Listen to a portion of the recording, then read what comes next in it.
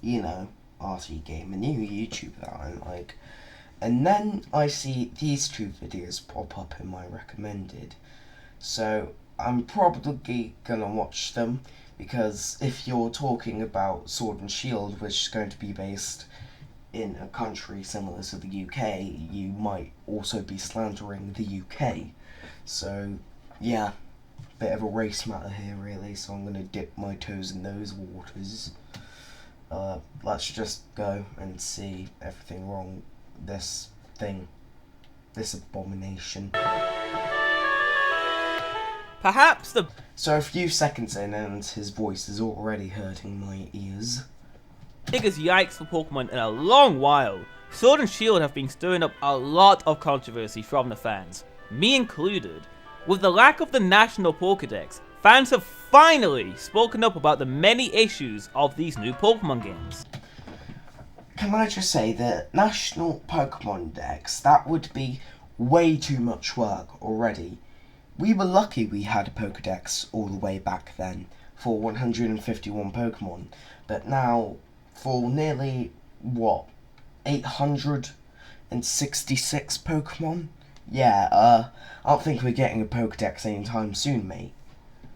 And today, we're going to identify wrong with Pokemon Sword and Shield and see how they could be improved, because trust me, these games could absolutely be improved. Might just say, Arlo, another YouTuber, asked for, what was it? Oh yeah, and better encounters. He got that in Let's Go, didn't get that in Sword and Shield, but then they announced that they were going to have the same sort of thing as Pokemon Let's Go. So really, Pokemon Let's Go was sort of a test demo.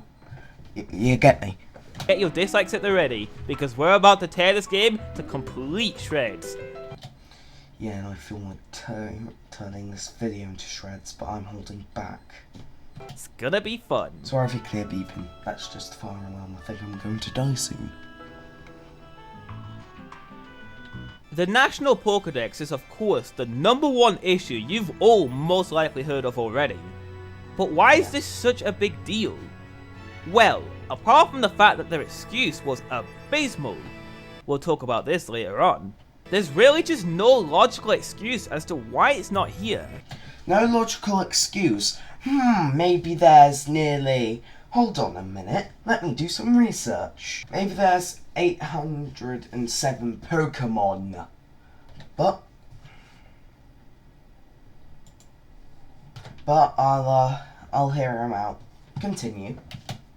If all of the Pokemon can fit on Nintendo 3DS games, then why in the hell can't they fit on the Nintendo Switch?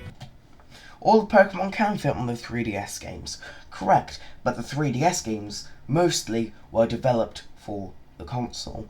Pokemon Sword and Shield, yes, it is developed for the Nintendo Switch, but the Nintendo Switch has never handled a Pokemon game before that is actually a Pokemon game. Sure, there's going to be maybe 100 new Pokemon in the game, but we're working with a lot more space and with a lot more powerful hardware. Yeah, with that a lot more powerful hardware, you got, what is it, a new region, 2 new legendaries, basically just tons of shit that I haven't spoke of. Massive Pokemon, mind you, and, oh god, I just realised with the creation of massive Pokemon, oh god, no. Look at how much data games like Super Smash Bros. Ultimate has to store. Yes, but Super Smash Bros. Ultimate was worked with on a bigger team than Sword and Shield, from what I believe. And sure, we're still getting DLC, but still, the work they put into Smash Bros. I will agree is phenomenal, but I believe that, well, you know.